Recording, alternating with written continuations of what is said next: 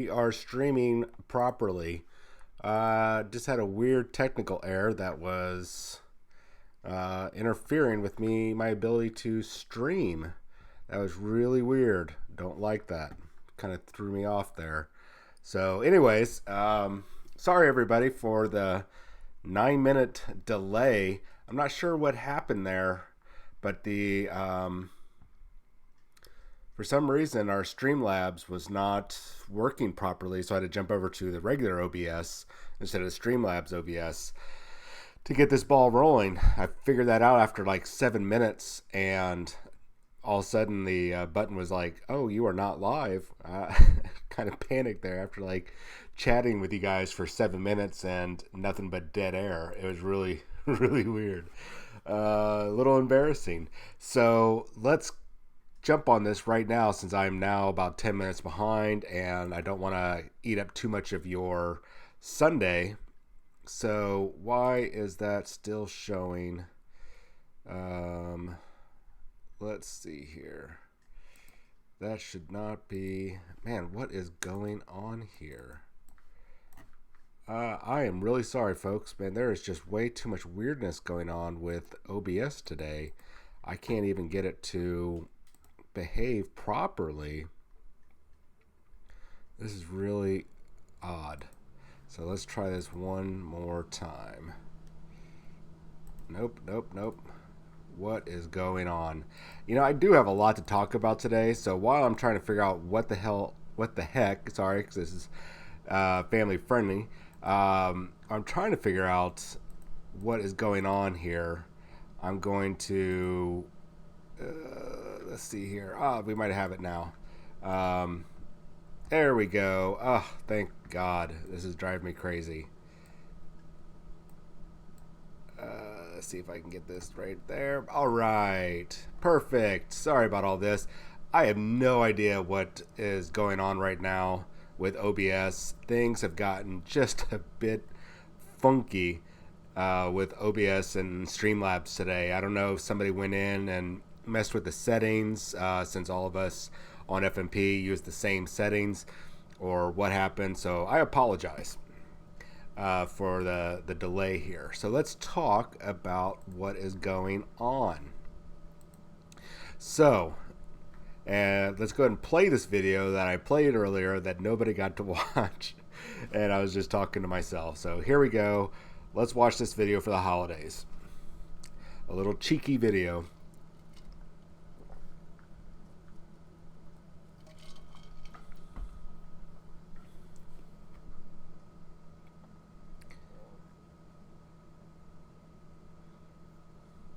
Okay. We're pretty cool about this. I like this. Teeth, and skates. Very interesting. Very awesome looking model. I might actually have to do the follow on Twitter, the dear red Gobbo. So, if you are not familiar with Games Workshop's behavior in regards to the holidays, I want to say in the past like about 10 to 15 years, let's say at least 15 years, since 2002, so that's what, 17 years. They've been doing pretty cool holiday releases, usually big items grouped together, and you usually have an amazing discount.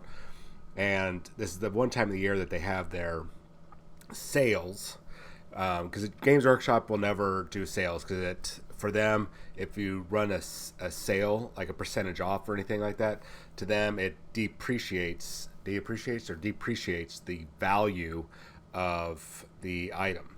So they will never ever do a sale.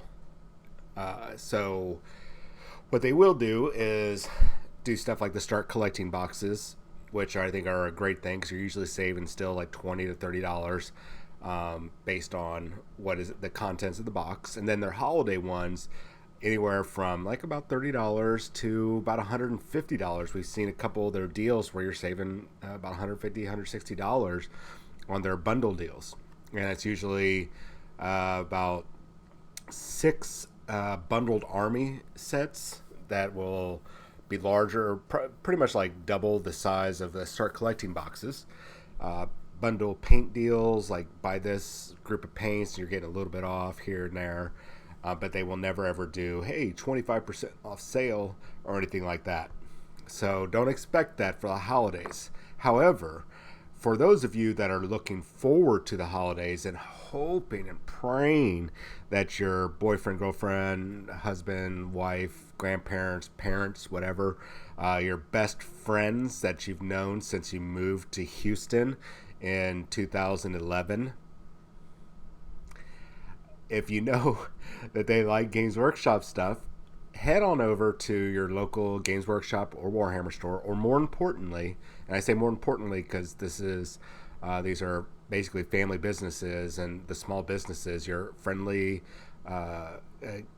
local game store, your FLGSs like Atomic Hobby Shop, that's where I work, or Eden Games and Hobbies, Asgard Games, Montag's, Goldmine, Gerard's, Beyond the Dungeon, Fat Ogre, and Games and Comics, and Swords and Superheroes. Those are all here in Houston. So especially Atomic Hobby Shop.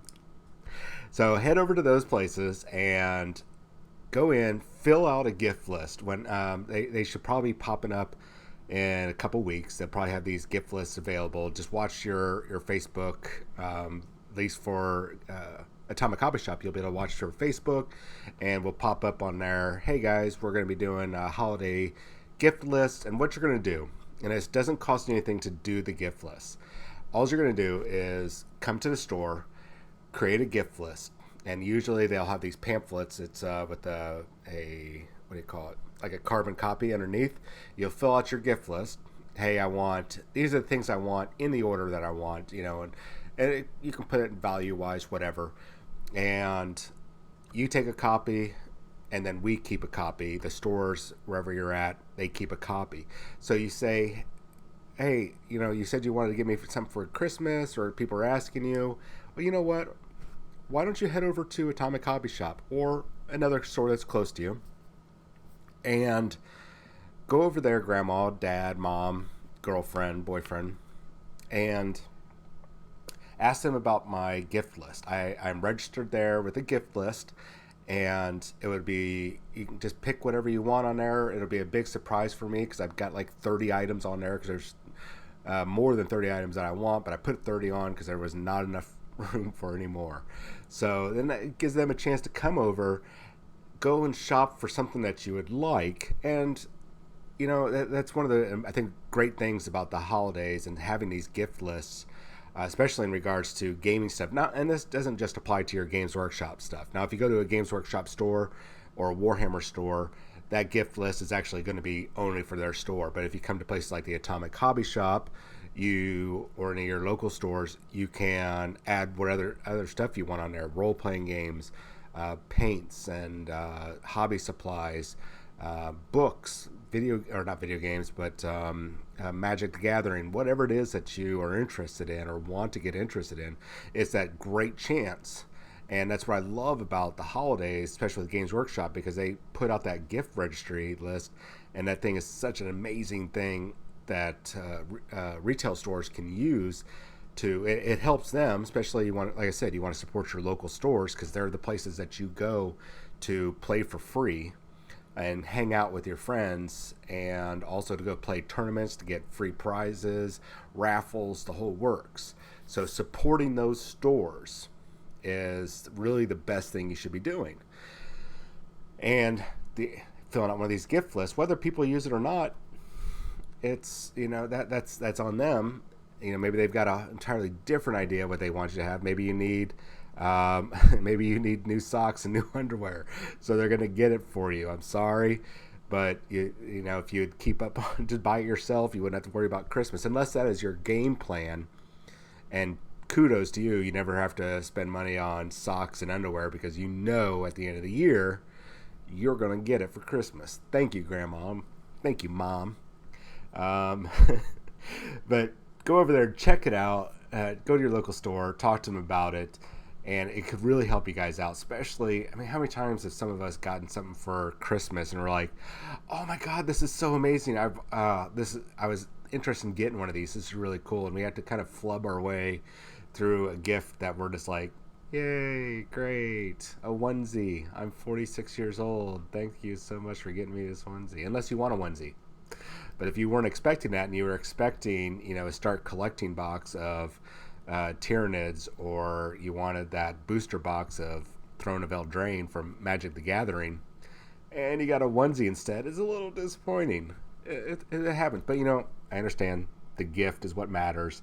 The giving it's a great time of year for this sort of thing. But if you can increase your odds of getting what you want, why not do it? And you only have to fill something out real quick the next time you're at your store. It's really that easy, y'all. So, all right, so let's move on. Enough about Christmas stuff. But, let me get back to this Gobbo real quick here before I move on.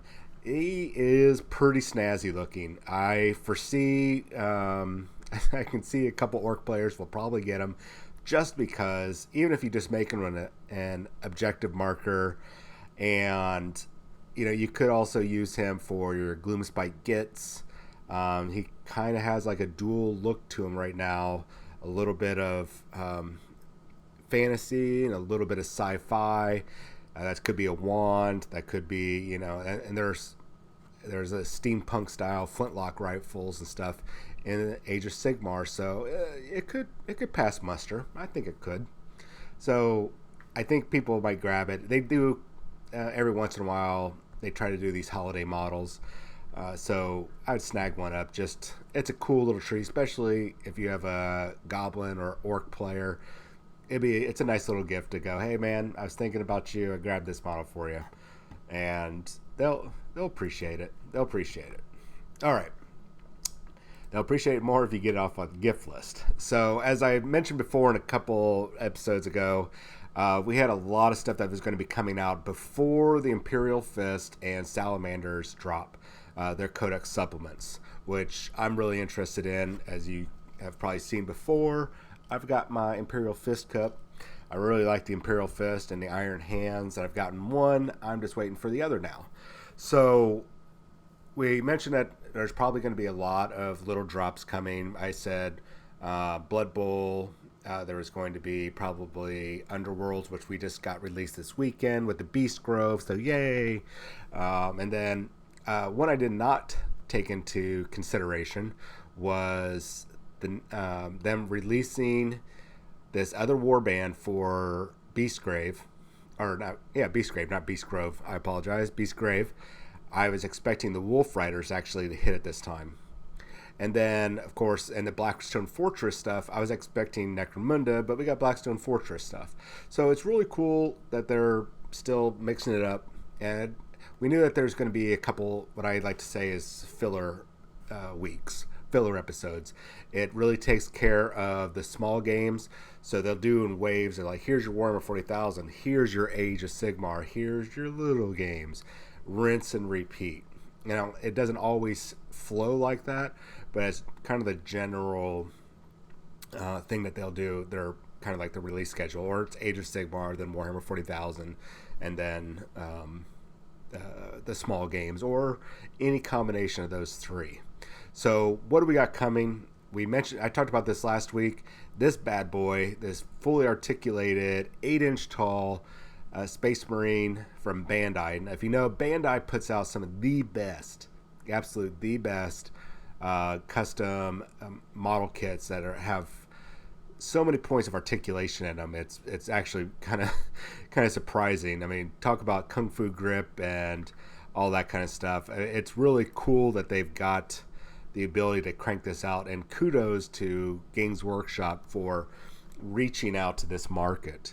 This is a solid thing that they're doing here, and they got this that they released. They released all those Space Marine heroes first in Japan. This has got released in Japan first, and those chibis, the Warhammer 40,000 character chibis, are being released in Japan as well. So there's a market there that I'm really curious about. I'm curious to see how that is going to play out, especially in the realm of anime. Japan has some of the best animators, and I know people like Disney films, but in technical aspect, I would say when you look past, there's several different types of anime, but there's ones where it's technically brilliant, where instead of doing where every little bit is animated. Every action scene is animated. Dance scenes, like if you watched Rage of Bahamut, the second season of it, I can't remember, the Blood Princess or something. I can't remember the full title. There was a dancing scene in there that was absolutely brilliant. They didn't cut any corners. You got to watch them dance around, and the music was great. Everything. So, the reason why I bring this up is because this would be an excellent opportunity for Games Workshop to approach that market and see if it's available there. And if it is, hey guys, we want a serious anime, kind of like Jinro, the Wolf Brigade. And I know a lot of people think anime, they think those kind of serious ones would get a little goofy, but there's also those extremely serious ones like Psychopaths, I think Persona. There's a lot out there that are very serious, very vicious, and it doesn't have any of that comicalness associated with it. It's very, very brutal, and they could do that with this. Another one is, before I continue on, Drifters. Drifters, absolutely beautiful and gorgeous animation, but horrifically brutal, and it's right up the Warhammer 40,000 universe's alley. So anyways, this model is coming out. He's going to be pre-released this coming weekend. We don't know what that's going to be, what the price is going to be, or exactly how you're going to do it, but I imagine since they're advertising here, it's going to be advertised on the Games Workshop website, and I'm expecting, if it follows a lot of Bandai's releases of this style model, you're going to be looking at between $75 and $90 for this model. So this will probably be your big purchase for the week if you just do like every other, like a paycheck, a paycheck. I intend to get one. I'm not going to lie, I was hoping, and I'm still hoping, that it's not painted like this, that it is actually unpainted, because I would like to do my own scheme. But if it is, I might buy 2 of these suckers and leave one as is, and then mess around with my own. We'll do that. All right, so next up is Beastgrave. They got this thing that I was not expecting. It was out of the blue for me. They've actually put the Grimwatch, which are part of the Flesh Eater courts, and there's one of the other stories. It's reminiscent of the old Bretonia. So creepy, nasty. This is actually some of the first models that were made for Age of Sigmar, keep in mind, and Warhammer Underworlds. So very creepy ghouls and some giant vampire bats or whatever those are. Some of these are pretty cool looking. Actually, the only one I like is probably this middle guy. I think he looks really, really creepy, like that whole that was that movie The Ring vibe. That creepy lady crawling out of the well and everything, or crawling through your TV screen. Associated dice and cards, we knew that was coming. Sleeves, that's always there. That pretty much every Underworld's release. So really cool. And as a quick note, this week, I think it's this week or next. I think it's this week. Anything that was season 1 and season 2 is getting not recalled, but it's being placed on the shelves, or not shelves, but the web store only. So you'll have to special order. You can still special order through your stores, the web store only. Just you're not going to see them on the shelves. And if you do see them on the shelves, you might want to snag it up right away. That way you don't have to go through any of the trouble of special ordering. Now, Blackstone Fortress stuff, this was a weird one for me. It's kind of a weird release because they're giving you Abominable Intellect, which is a bunch of new encounters for your explorers and whatnot. But they're also doing this. They're releasing, and I expected this, and I might have said it in a previous episode, I expected them to do this at some point.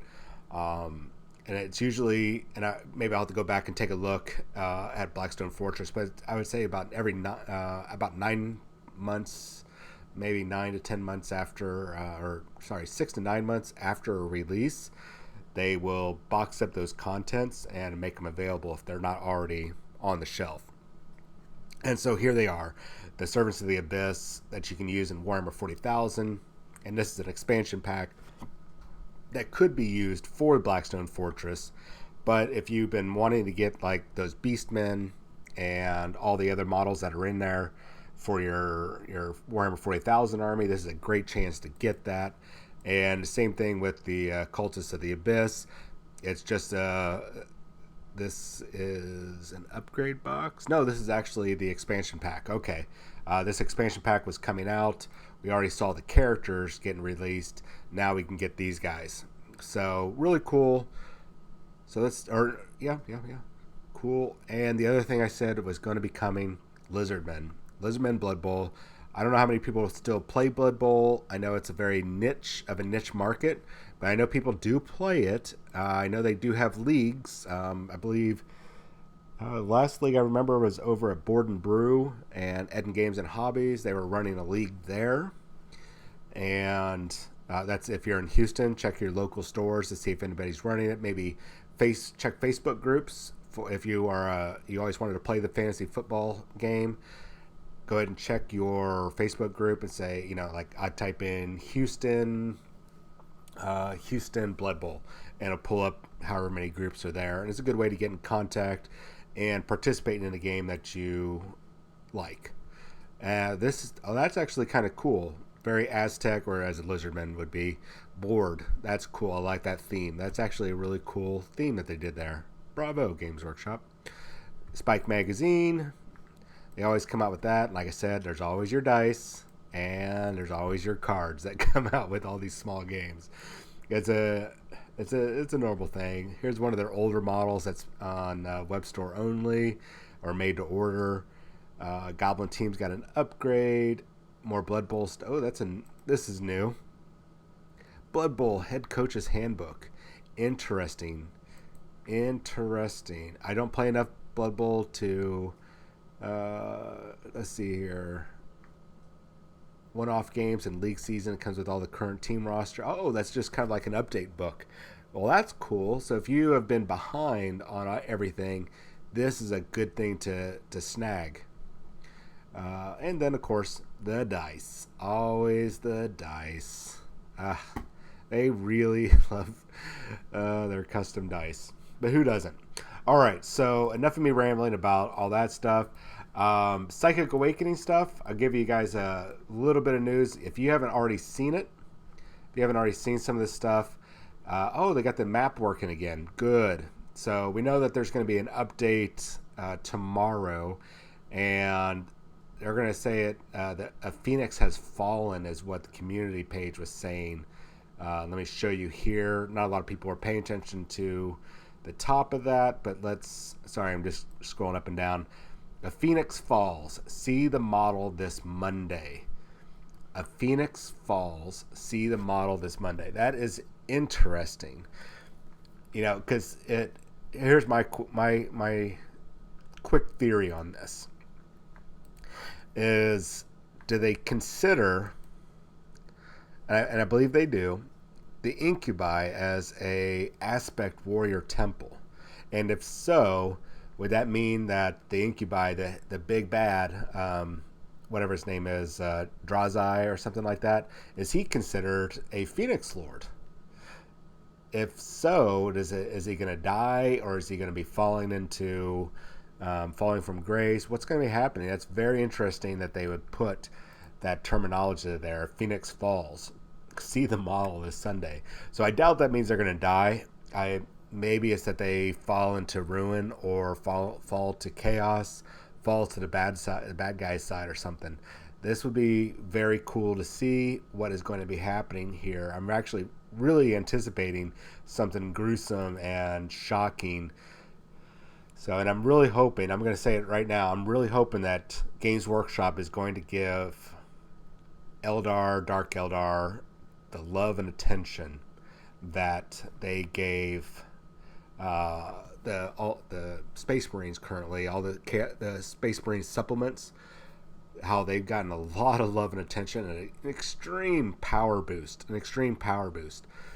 to their play. And we're going to be getting into some of that here in just a minute. I don't know if you can see the top screen there, but I've got a number of tabs up there that are about the FAQs, and I'm going to rain down some little information that might make some people angry. Got into quite a lengthy discussion after I posted something on Facebook, and I have to realize now, as somebody pointed out, that though I'm not like the king TO or the head TO or anything like that, but by me being on FNP Wargamers and running Warzone Houston alongside Alan, and also doing commission paintings and working at a hobby store, unfortunately, some people will mistakenly take my word as gospel, and it could, like, there's some sort of weight behind it. I never thought about that, and I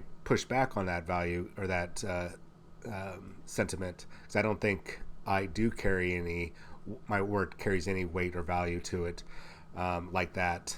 But I can see, after reading all the posts and the back and forth, I can see how strongly people feel about these things. So it's going to be one of those things. I'm not going to stop providing my opinion, but I will have to pull back, really evaluate what I'm saying, and then push forward to make sure that I'm not just including my opinion, but a well thought out analysis of rules and such, which we'll be getting to, because I got a little egg on my face. I think I kind of walked back some stuff when I realized that I was wrong about something. So let's get on with this. Like I said, Phoenix Falls tomorrow, 9 p.m. Central is when that should be popping up. So I'm going to set my alarm so I can see it. I'm really excited about seeing it.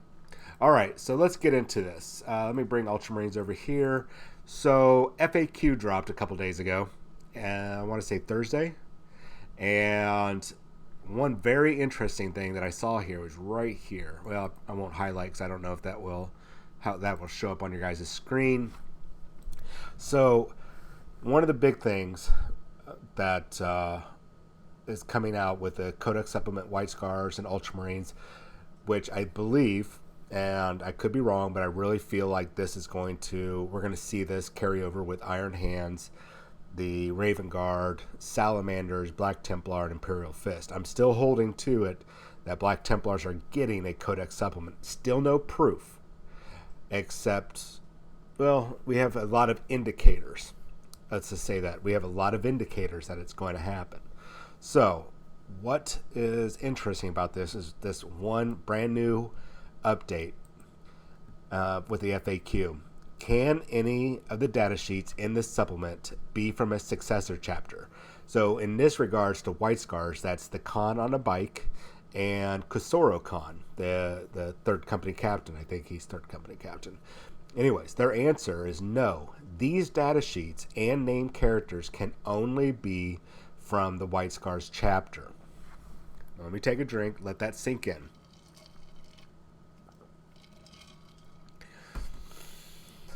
So, what does that mean? Does that mean I can take, I'm not even sure what a White Scar successor chapter is. Oh, Storm Giants. The Storm Giants. If I take Storm Giants, which is a clear successor chapter in my paint scheme, and let's not even talk about paint scheme, because that's what sparked a maddening array of confusion and misinterpretations, some of it on my part, and eventually a clarity. We eventually clarified a number of things. So if I show up to a game, let's really push this out to where it really will probably matter. Not your local games, not your pickup games, or hanging out with your friend's house or anything like that. What is the possibility if I show up at a local tournament, a grand tournament, or a major with an army that is, forget about colors, we're not going to talk about color schemes, but I do not have a White Scars chapter insignias, but I do have another chapter insignia, just let's say my custom one, which Let's see. Can't really see what that until I paint it. Oh, here's an old one. Let's see if the camera will pick it up.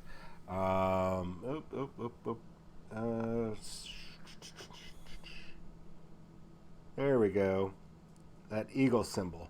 So if I show up with this army, the one I painted, my 30-day challenge army, you can watch that video on YouTube, by the way. The Would that count as white scars?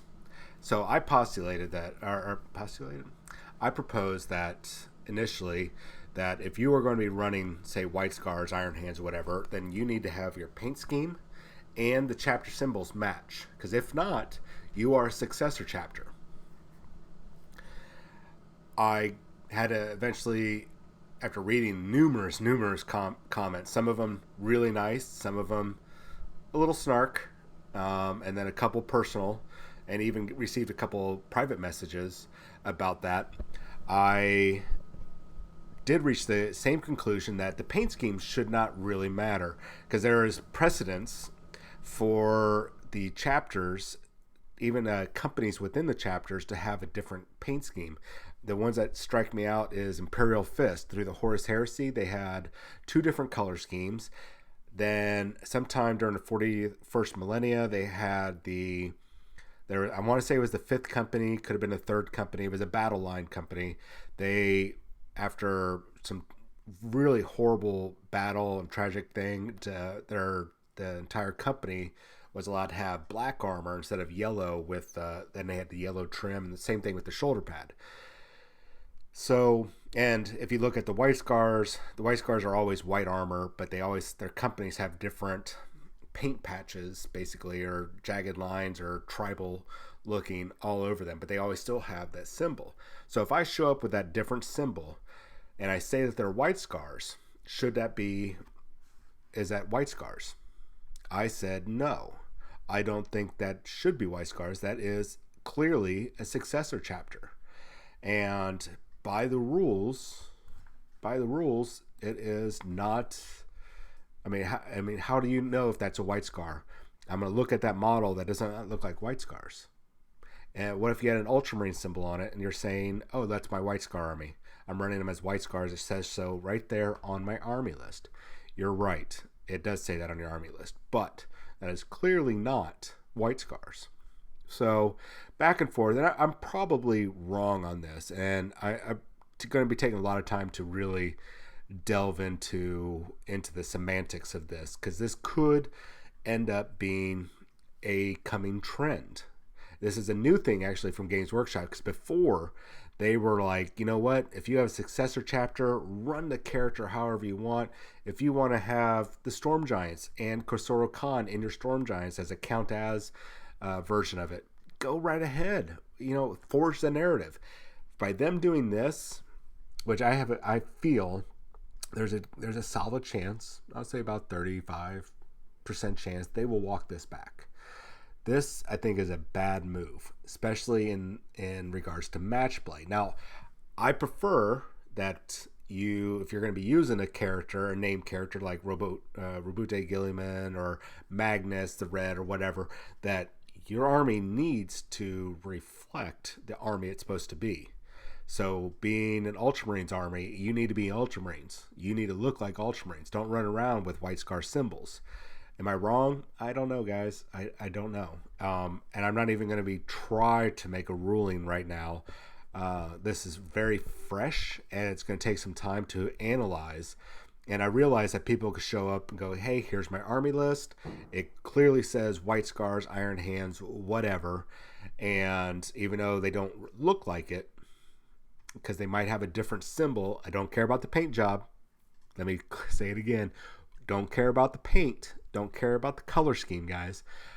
It's going to be the identifying mark. And if we play by the rules that Games Workshop has done, and I'm going to get to that in a second, is let me pull up so you can see the Ultramarines as well. They have the same thing right here.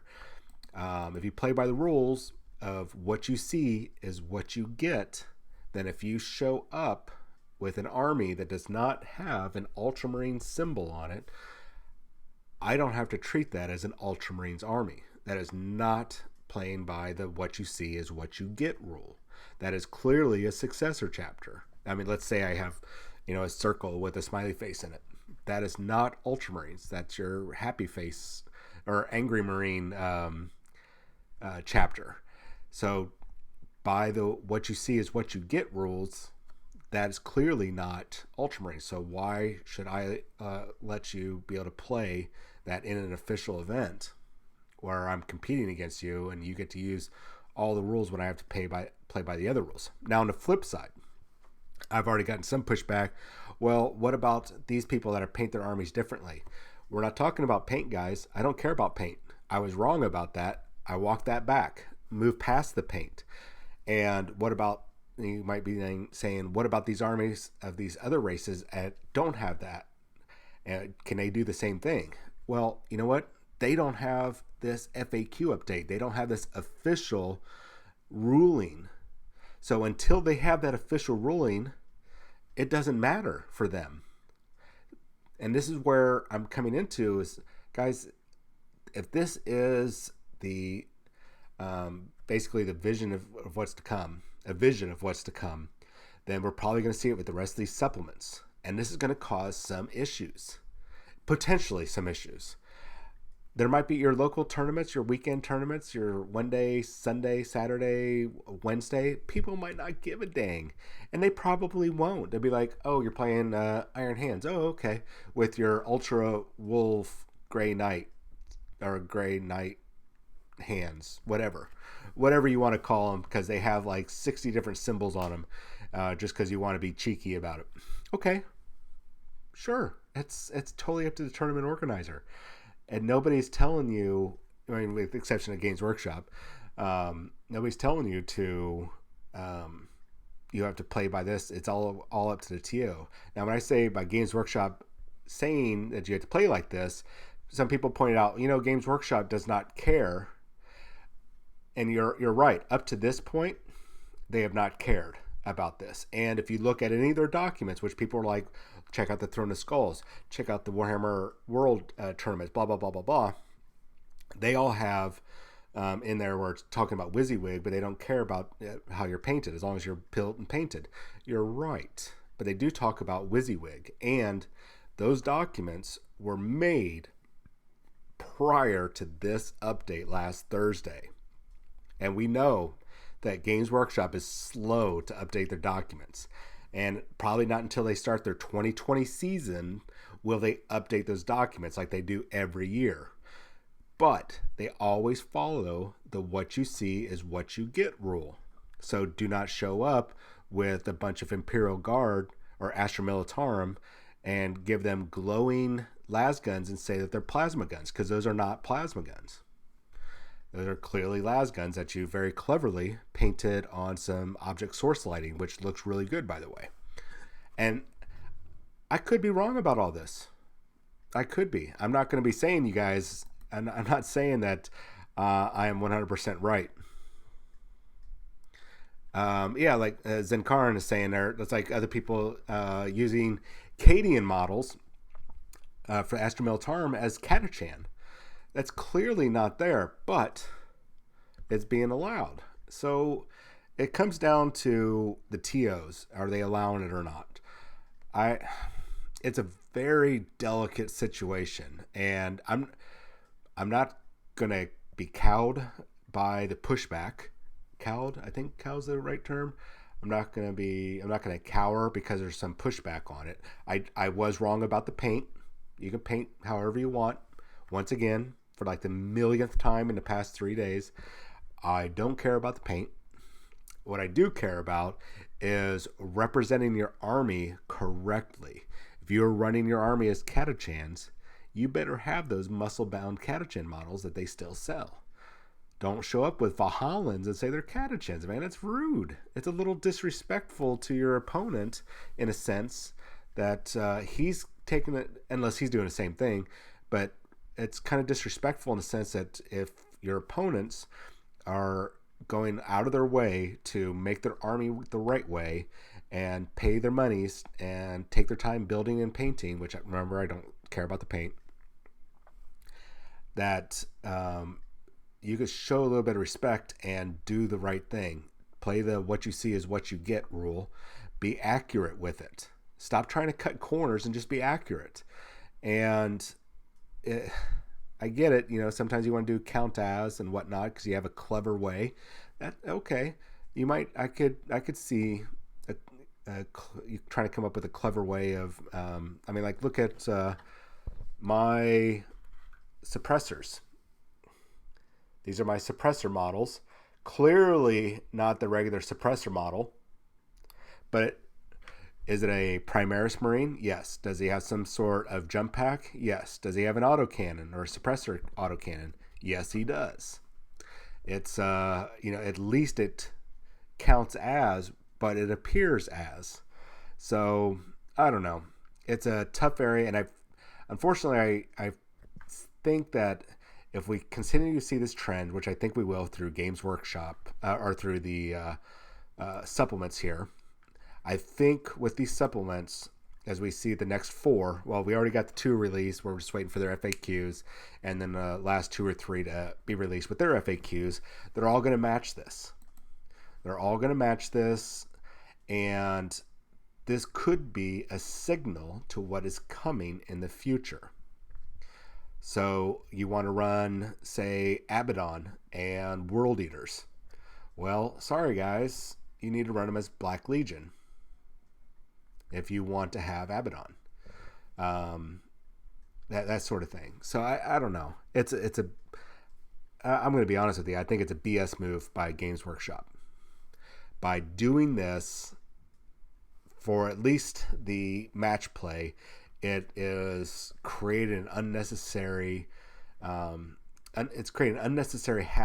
for the community. This here before was just fine. You could just create your own count as. This is my Khosrow Khan for my Storm Giants.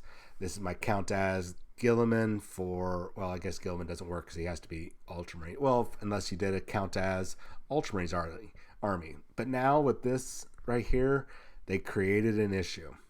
And I think the issue is going to spiral a little bit slightly out of control. I don't think it's going to be too major, but it's going to be an issue.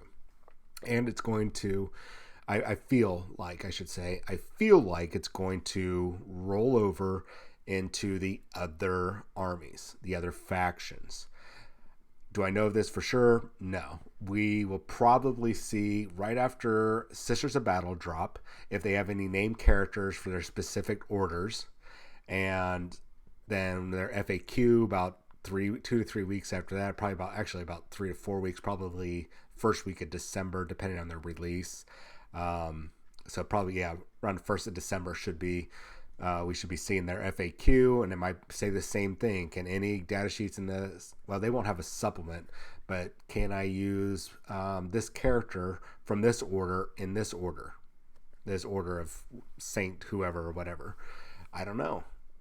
This is a sticky situation that Games Workshop should have just stayed out of, because this really also ruins some potential over with the Forge World chapter tactics as well, which Little Birdie, this is a quick little news. Little Birdie's telling me that Games Workshop is getting kind of taken over all, and I've talked about this before, they're taking over all the control of the rules writing for Forge World, with the exception of Horus Heresy. So if so, that's a good thing overall, because all that means that they're going to be able to go in and update a lot faster, and we won't have to wait around for the Forge World, who's currently, since unfortunately Alan Bly died, passed away about a year or so ago, they have been on the back foot. They've been really slow to crank stuff out. So with Games Workshop stepping in to go, hey, for all of our Age of Sigmar, Warhammer 40,000, Adeptus Titanicus, whatnot, we're going to go ahead and write the rules. You guys keep doing your amazing stuff with the Horus Heresy. Get that stuff cranked out, because people want their stuff. You still have to get a Khosrow Khan model out. You still need to get a Lionel Johnson model out. We need these things now. So that's a good thing. But, man, I tell you, I really just hope, guys, that they get on the ball and fix this. I don't think it should have happened. And it really, and some people, I'm going to be really frank with you here. This affects me because I'm working on this custom army right here, and the custom paint scheme. Every model is being customized with something fancy, and they all have a different shoulder pad. And I was going to run them originally as Ultramarines, and then I took a look at whenever the Iron Hand supplement rolled out, and my list that I was running for Ultramarines it wonderfully fit Iron Hands better. So I easily switched over, and I was like, cool, let's run this Iron Father. I'll have to change a couple of I have to get rid of one character to include him. No big deal. This is awesome. And then this comes out, which right now you can use your Iron Father in your your successor chapter or whatnot. Technically, I can too, but if this follows suit with what they've been doing with the White Scars and Ultramarines, then Iron Hands are going to be the same thing, which means that I can't use that option anymore, and I like to play by the rules. And this is a successor chapter, so I'm just not going to use them. So I now have a $40 model that is going to get turned into a very fancy Tech Marine. Yeah, I will probably still run his Iron Hands, but I'll make him a Tech Marine, make him a Warlord, and then run him as that. I just won't run him as the Iron Father. No biggie. But that's just me. I'm not saying that anybody else is wrong, not necessarily, but I'd still stick to my guns on what you see is what you get. And if that is not an Iron Hands army, clearly not an Iron Hands army, because you put on like Sons of Medusa shoulder pads. Well, you know what, dude? That is clearly a successor chapter. That is not Iron Hands. I don't care what you put on a piece of paper. That's a successor chapter. What you see is what you get. Now, an interesting thing was that a member on the Houston page had mentioned to me, was like, well, I'm running a custom Gray Shields army, which makes sense because Gray Shields are part of the lore. And like I was originally going to make this chapter a Black Shields from the Horus Heresy time, but I really like the shoulder pad, and so I went with the shoulder pad, which now I kind of regret.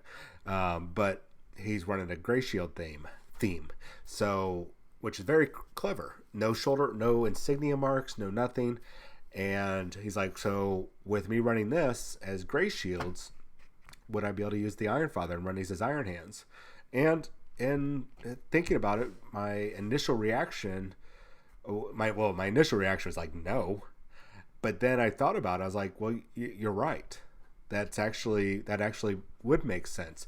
Even if you show up with a bunch of bright pink neon models without a chapter symbol and you say that they're Gray Shields or Pink Shields, then okay, I could give to that.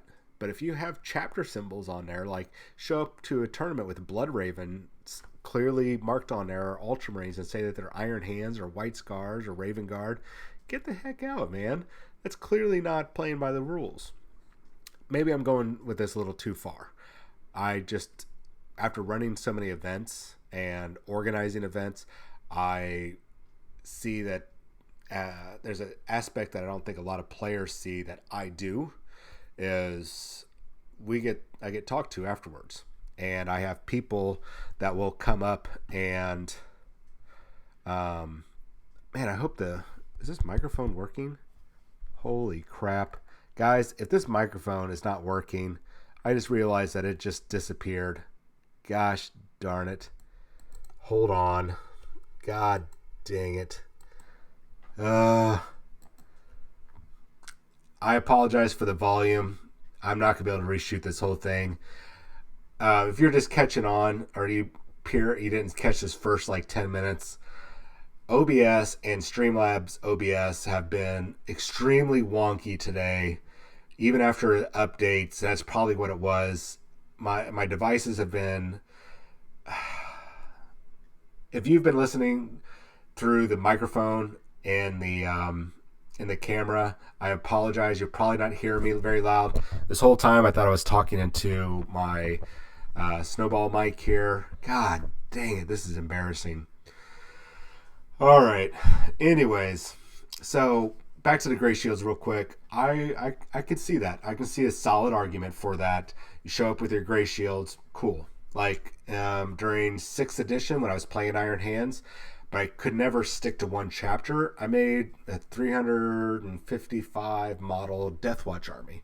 I had one of each character, and one of each actual special character with the Deathwatch shoulder pad, and one each character type. And I had that many characters. I'm not even exaggerating. If there was a HQ choice, it was made with each chapter, each of the main chapters: Iron Hands, Imperial Fist, whatnot, and even had characters made up for the chapter tactics, the Force World chapter tactics. Anyways, the point I'm trying to make is during that time, I was you could still use those type of rules that count as. So I would make my army count as Iron Hands. It just fit the theme. It fit what I was wanting to do. And to be honest, the rules were really solid. That's where we're seeing this supplement. Even though this supplement is far better than that one was still very powerful.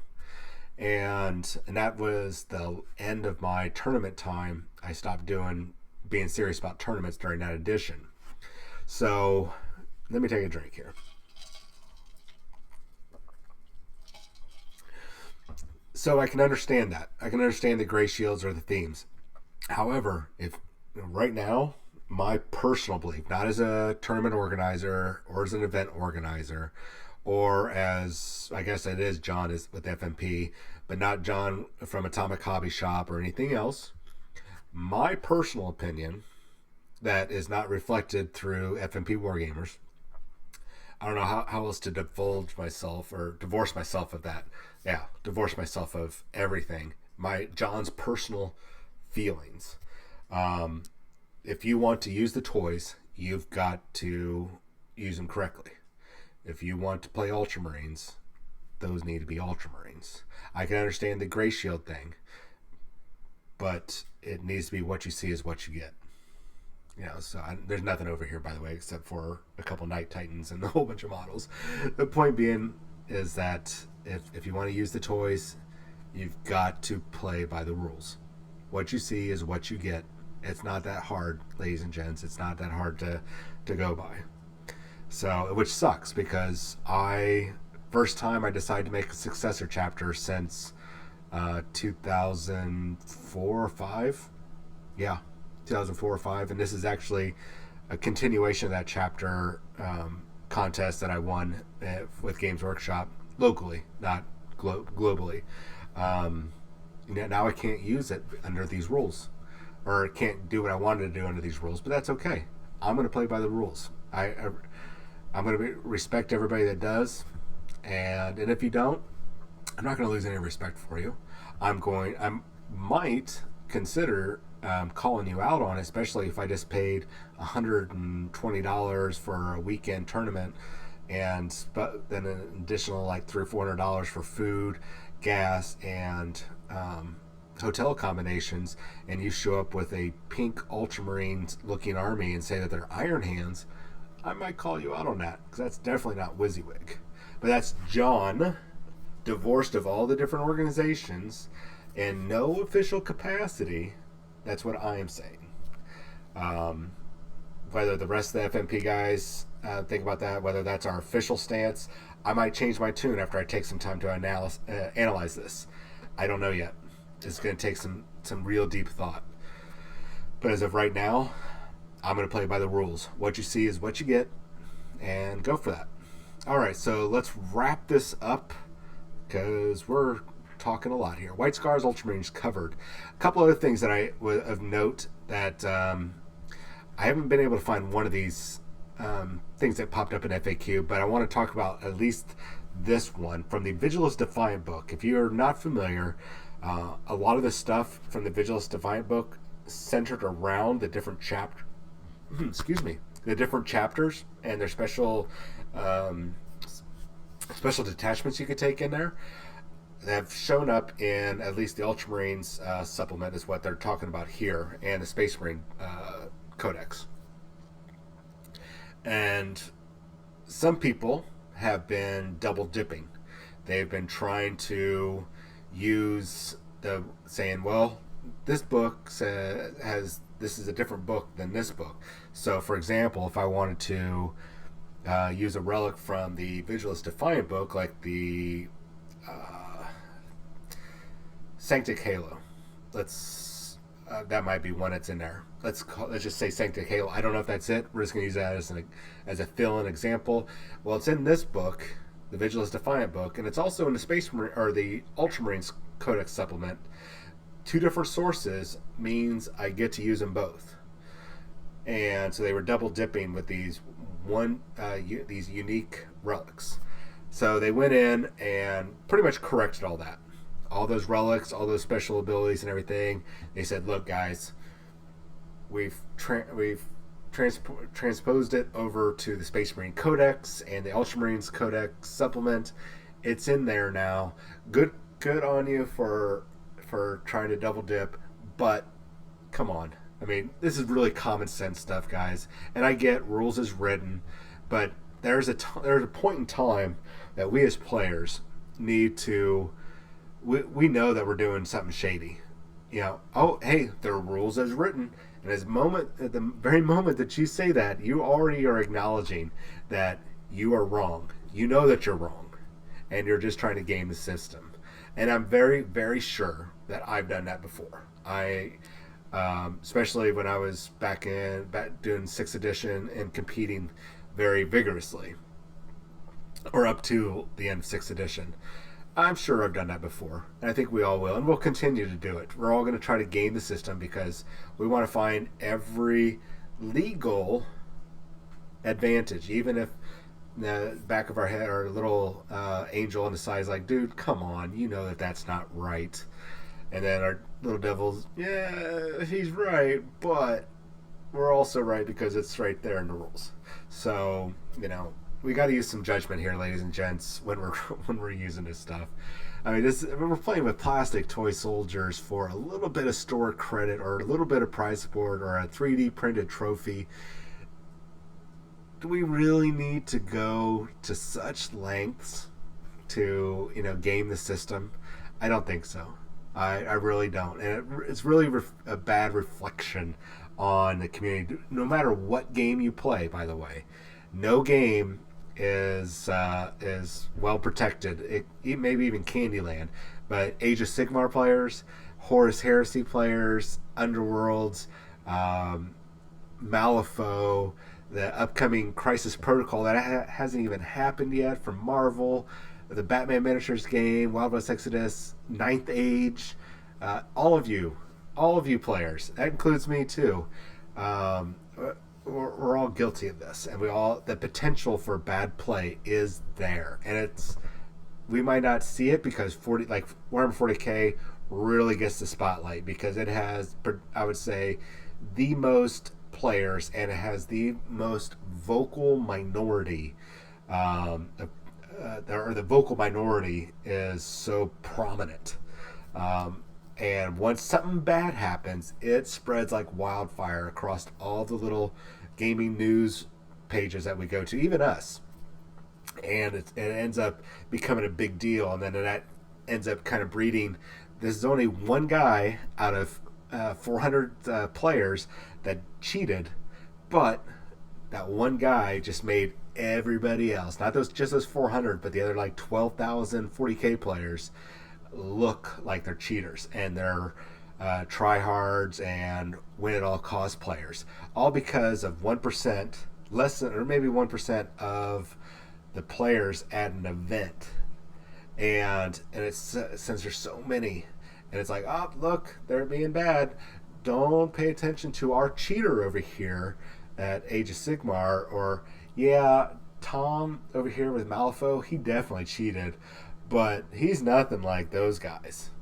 You know what? You're right, but percentage-wise, it all pans out about the same. I would say, I like to say 10%, but I think it's less than that. I think it's probably around 5%, maybe even 1% out of everybody that showed up. So I don't know. I don't have exact numbers. I'm not even going to try to do the math. But I would say, looking at the number of people that show up to a lot of these tournaments where there's the controversies, it's one or two people out of a couple hundred. So I would say around 110 or less than 10%, less than 5% is pretty gosh darn accurate. Okay, so wrapping this up here, let me double check to see if anybody's chatting. Nope, we're good. Okay, so not a lot of other updates. Make sure you guys, if you are playing Warhammer 40,000, that you go ahead and check your FAQ updates. I don't think Age of Sigmar is going to have anything just yet, because this is really a big 40K thing. You might see something coming up soon. I just don't know when. But like I said, I just don't know when. Who knows? But definitely check it out, because there are a number of things that have happened, especially with Tau drones, and how certain abilities interact with them and to intercept mortal wounds and such. There's a couple changes in their book and somebody else's book. Like, for example, if I think there's one example that if I had a weapon that did an attack, and for every hit roll of 6, it causes a mortal wound, are you able to allocate a drone to it? Under that FAQ, no, because there was never a to wound roll, and that bypasses the savior protocols. So let's see here. I'm going to read this real quick because I just caught this. I didn't see it earlier. Chapter tactic rules presented in the Codex Space Marines and its Codex supplements replace any chapter tactics previously printed in other publications, including those for Blood Ravens and Crimson Fist in White Dwarf magazine. And, for the Emperor Spears, included within the limited edition novel, which I have.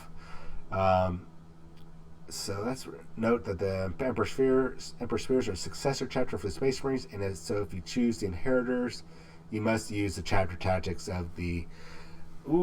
So that's interesting. That looks like, because I play the, I don't play them, but I've got the chapter tactics card.